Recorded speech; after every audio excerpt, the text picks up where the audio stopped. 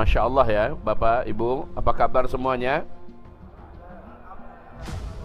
Tanpa kita sadari, kita sudah dan sedang berada benar-benar di penghujung zaman. Dekat sekali, wahai Bapak Ibu, ketika Rasulullah dulu ditanya oleh malaikat Jibril yang menjelma dalam wujud seorang lelaki ganteng, bersih, rapi, wangi. Bertanya, kapan kiamat? Nabi tak mampu menjawab. Tapi ketika dia bertanya, bisakah engkau sebutkan kepada saya tentang tanda-tandanya? Yang bila tanda-tanda itu sudah terjadi, berarti kiamat sudah sangat dekat. Nah, kata Rasulullah, satu, apabila kau dapati Arab nanti sudah menjadi kaya raya, lalu mereka berlomba-lomba membangun gedung-gedung tinggi pencakar langit. Jika itu sudah ditemukan waktunya, berarti jarak antara engkau dengan kiamat sudah sangat-sangat dekat. Sudah apa belum, Bapak Ibu? Terjadinya di zaman kita apa tidak? Iya.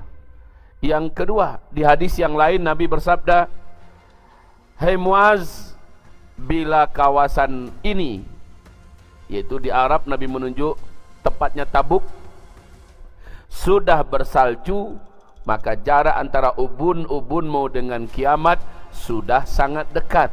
Sekarang Arab sudah dituruni salju apa belum?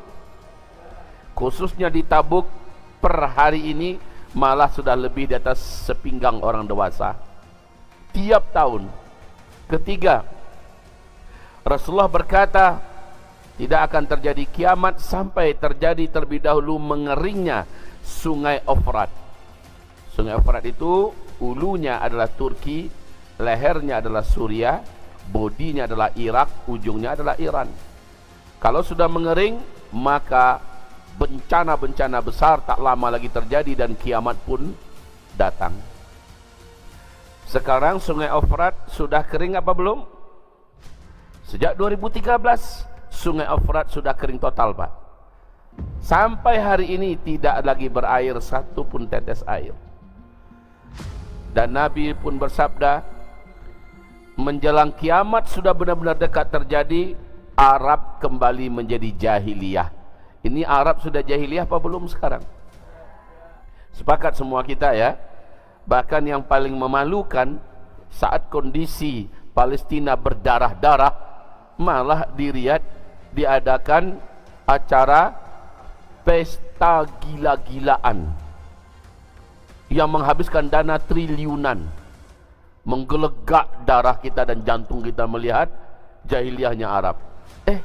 Dalam satu minggu ini diresmikan di Riyadh juga pusat perjudian offline dan online terbesar seluruh dunia.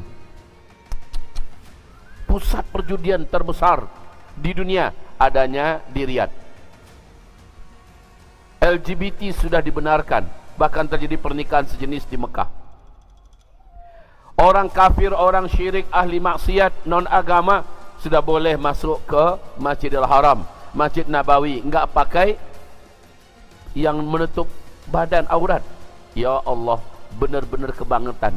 Ini akhir zaman, wahai Bapak Ibu. Dah, kita rasanya untuk ini udah percaya. Dan di tengah-tengah itu kata Rasulullah, Palestina mereka telantarkan, Palestina mereka khianati. Sudah terjadi apa belum? Sekarang ketika seluruh dunia marah, seluruh dunia bergejolak, malah Arab yang sebodoh, cuek bebek, malah ada orang dari Inggris memakai beberapa atribut Palestina ditangkap. Ada mutawif Indonesia hanya memakai sal Palestina ditangkap. Siapapun dai dan ulama yang berani menyampaikan tentang Palestina ditangkap. Wajar nanti kalau Imam Mahdi muncul, Pak. Yang lebih dahulu disingkirkan oleh beliau, dibersihkan oleh beliau adalah penguasa-penguasa Arab. Karena melihat jahiliyahnya mereka hari ini. Kalian semua akan menjalani 5 fase sejarah. Nah, dari 5 fase sejarah ini Bapak Ibu, fase pertama, kedua, ketiga dah selesai. Fase keempat adalah masa kita sekarang. Dan ini udah penghujung Bapak Ibu. Lihat ya, ada 5 kotak. Ada 5 kotak. 1, ini fase pertama, kedua, ketiga dan keempat ya. Fase pertama, kedua, ketiga dan kita sekarang udah di penghujung ini. Sudah mau berakhir fase keempat. Sementara Nabi berkata hanya 5 fase. Di fase kelima kita semua akan Allah wafatkan serentak. Jadi kalau Bapak Ibu perhatikan, Masya Allah, ternyata Nabi berkata dari fase pertama sampai fase kelima dan kita semua serentak Allah wafatkan. Kami istilahkan dengan start dan finish ya. Kita istilahkan dengan start dan finish. Hadirin, Rasulullah hanya menyebutkan dalam 2 kelompok hadis. Satu kelompok hadis, Nabi berkata umur umatku, yaitu dari start ke finish, adalah umur umat Nabi Musa dikurangi dengan umur umat Nabi Isa. Dalam sejarah umur umat Nabi Musa itu 2000 tahunan. Umur umat Nabi Isa 600 tahunan. Jadi berapa? 1400. Di hadis yang lain, ini Hasan li ghairi, Rasulullah bersabda, umur umatku di sisi Allah adalah 1 hari saja. Lalu Allah tambahkan untuk umatku setengah hari lagi. 1 hari dalam surat As-Sajdah ayat 5, 1 hari di sisi Allah kita menjalaninya dan menghitungnya di dunia 1000 tahun. 1 hari tambah setengah hari jadi berapa? 1500. Jadi ada 2 kelompok riwayat ya. 1 1400, 1 1500 hitungan hijriah. Wahai Bapak Ibu, maka para ulama ahli hadis menjelaskan, maka umur umat Nabi Muhammad dari start ke finish, dari Nabi mulai diutus sampai umat ini habis semuanya serentak, adalah antara 1400 ke 1500 habis. Allahu Akbar. Kita sekarang berapa hijriah? 1445. Itu hijriah. Lah hijriah itu ngitungnya Bapak Ibu setelah kita hijrah dari Mekah. Nabi Muhammad hijrah dari Mekah ke Madinah, baru hitungan hijriah. Padahal menghitung umur umat Nabi bukan sejak Nabi hijrah, tapi sejak Allah angkat beliau sebagai Nabi dan Rasul. Maknanya ada 13 tahun beliau menjadi Nabi dan Rasul di Mekah, tambahkan ke 1445. 1445 tambah 13 jadi berapa? 1458. Oke. Kalau umur umat Nabi paling mentok, kata-kata Syekh Al-Hafiz Imam Ibnu Rajab Al-Hambali, umur umat Nabi Muhammad ini dari start ke finish lebih dari 1400, takkan lewat dari 1500. Sekarang kita ambil angka 500-nya full. Walaupun mungkin tak mungkin juga sampai full ya. Tapi yang pasti takkan lewat dari 1500, tinggal dikurangi. 1500 kurangi 1458. Jadi berapa lagi? Allahumma salli ala sayyidina Muhammad. Jadinya 42 tahun lagi. Betul? Itu paling lama. Paling lama kita hidup di muka bumi ini. Belum kiamat loh ya. Karena kata Nabi, setelah umat ini habis, barulah 1 atau 2 generasi setelah itu kiamat besar. Di hadis yang lain Nabi bersabda, setelah habis semua umat Nabi, 40 tahun kemudian baru terjadi kiamat. Oke, kalau begitu Bapak Ibu, betapa sempit dan dekat benar waktu di hadapan kita. Wajar kalau Nabi berkata, kalau Arab sudah menjadi kaya, kalau Arab sudah menjadi jahiliyah, kalau salju sudah turun di Arab dan sebagainya, maka kiamat sangat dekat, kata Rasulullah sallallahu alaihi wasallam. Nah, hebatnya sekarang coba kita lihat fokus fase keempat ini sebentar. Pada masa fase keempat ada sesuatu yang hari ini menghebohkan dunia. Hari ini hampir banyak negara-negara non-muslim juga ikut mengibarkan benderanya. Negara terjajah yang menginspirasi dunia, Palestina. Lihat, Arab menjadi kaya raya.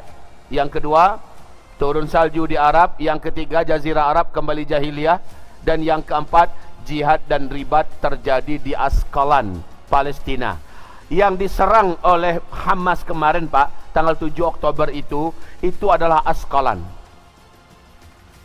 Zekim, Asdod, sampai kepada Tel Aviv. Serangan kaum muslimin, Hamas, Mujahidin Hamas ke Asqalan ini ada dalam hadis sahih yang Nabi ceritakan. Mari kita buka hadisnya.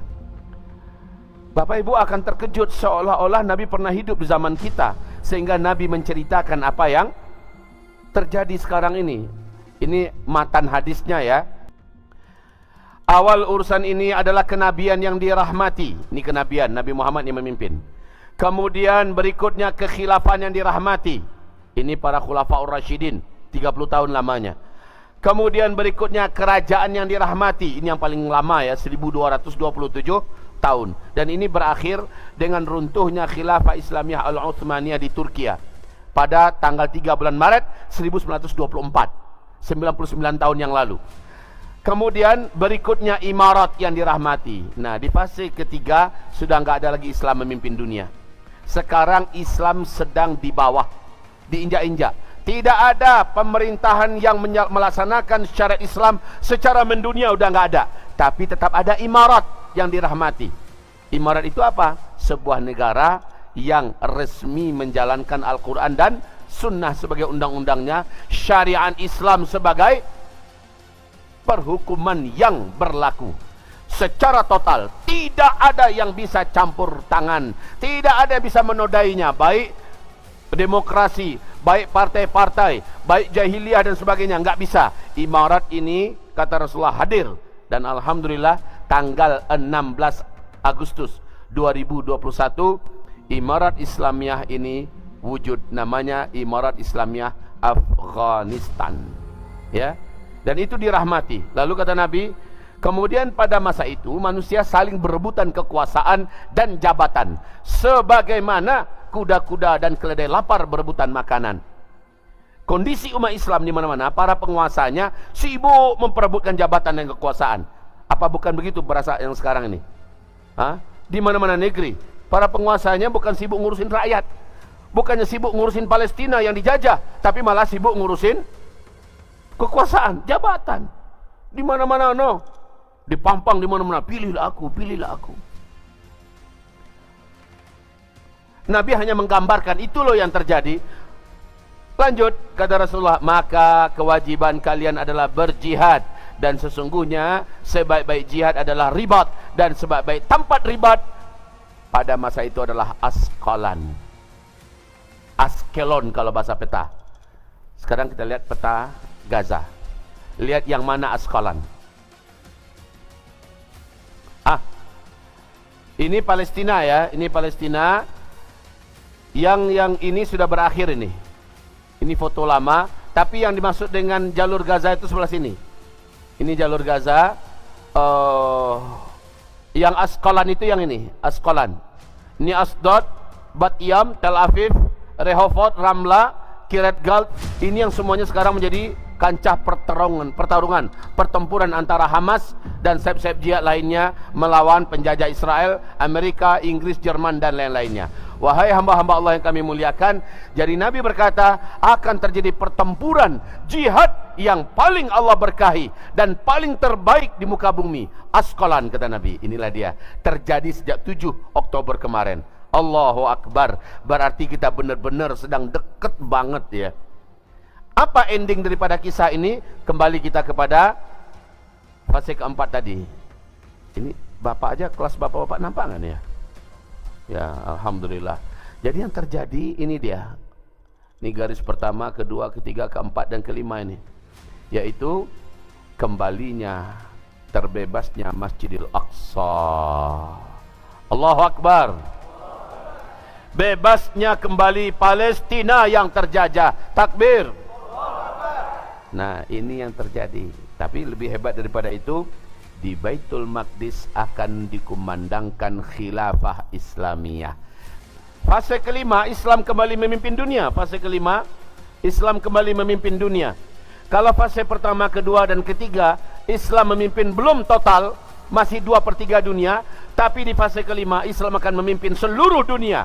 Pada saat ini pusat pemerintahan Islam mendunia adalah Palestina. Masya Allah. Yang hari ini paling ribut, yang hari ini paling heboh, yang hari ini paling mengenaskan, paling berdarah-darah, ternyata besok di situ adalah pusat daripada pemerintahan Islam seluruh dunia. Masya Allah. Kembali kepada fase keempat. Lihat hamba-hamba Allah yang kami muliakan. Namun ketika Islam memimpin di fase kelima ini, dan ini sebentar lagi, insya Allah Ta'ala ada kegaduhan yang sangat mengerikan terjadi di muka bumi. Lihat ini. Bencana-bencana besar terjadi di negeri Arab dan seluruh dunia. Apa itu? Krisis pangan dan kelaparan melanda seluruh dunia. Orang pada kelaparan, pangan pada sulit dan langka, harga pada mahal. Sementara di waktu yang sama, kehancuran ekonomi global. Negara-negara pada bangkrut, pabrik-pabrik pada tutup, PHK besar-besaran, industri-industri pada gagal, minyak bumi dan minyak bahan bakar tidak ada lagi yang bisa diproduksi. Akhirnya mobil-mobil banyak mangkrak, kalaupun ada yang jalan dengan harga yang mahal. Pokoknya Bapak Ibu, apa yang hari ini terjadi di Palestina, apa yang kita dengar, apa yang kita saksikan terjadi di Palestina hari ini, yang macam itu yang akan terjadi nanti di seluruh dunia. Kelangkaan BBM, payah dapatkan makanan, sulit air, ya, ekonomi, uang juga tidak ada. Kalaupun ada, kemana mau dicari bahan makanan? Itu akan terjadi. Ya Allah, hadisnya semua sahih ini Bapak Ibu. Dan ditambah lagi krisis perang dunia ketiga. Allah, mau kemana kita nanti Pak? Semuanya serentak terjadi. Tambah lagi hilangnya Israel, udah mampu sajalah hilang, amin. Yang kelima, runtuhnya Amerika dan Eropa, amin. Yang keenam, bencana-bencana alam, gunung-gunung Merapi meletus, tsunami terjadi di berbagai negeri sedunia, sehingga kota-kota di yang tepi pantai banyak yang tenggelam, ya. Kemudian gempa-gempa dahsyat, likuifaksi, dan berbagai macam hal yang mengerikan terjadi Pak. Angin puting beliung, kayak mau kiamat dunia ini.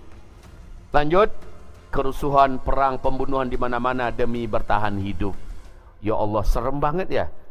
Ada nggak hadisnya yang menjelaskan ini secara global? Ada. Coba buka hadis tentang khilafah Islamiyah diumumkan di Palestina. Ini Rasulullah kemudian meletakkan telapak tangannya di atas kepalaku atau di atas tengkukku, lantas dia bersabda, wahai Ibnu Hawalah, jika engkau melihat kekhilafahan telah turun di bumi Al-Maqdis atau Baitul Maqdis, Palestina, maka itu pertanda telah dekatnya berbagai goncangan, kegundah gulanaan dan peristiwa-peristiwa besar bagi umat manusia. Kiamat lebih dekat kepada mereka daripada dekatnya telapak tanganku daripada kepalamu ini.